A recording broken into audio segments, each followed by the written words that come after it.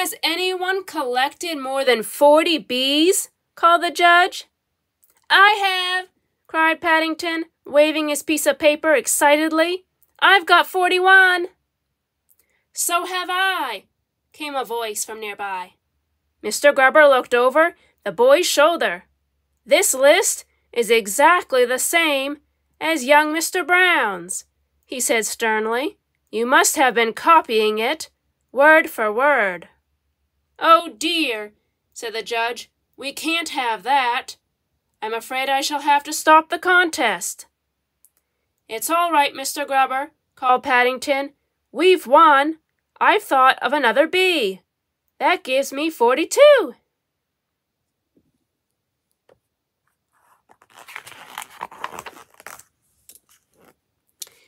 Fancy nearly forgetting the most important item of all, said Mr. Grubber as they set off on their boat trip. What made you think of it? I saw my reflection in the water, explained Paddington. Mr. Grubber nodded. It's often the hardest of all to see things that are right under your nose, he said. It is, if you're a B for bear, agreed Paddington. Bears have very long noses.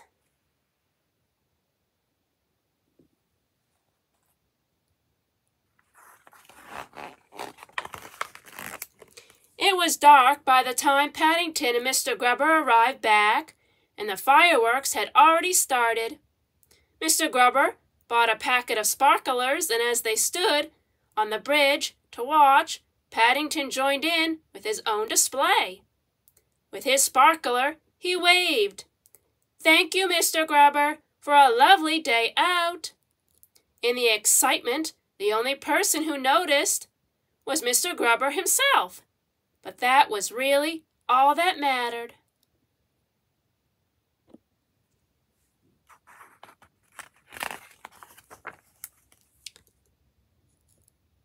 If you ask me, Mr. Brown, said Mr. Grubber, as they made their way home, the nicest bee of all is yet to come. I think I know what that is, said Paddington sleepily. It's B for bed.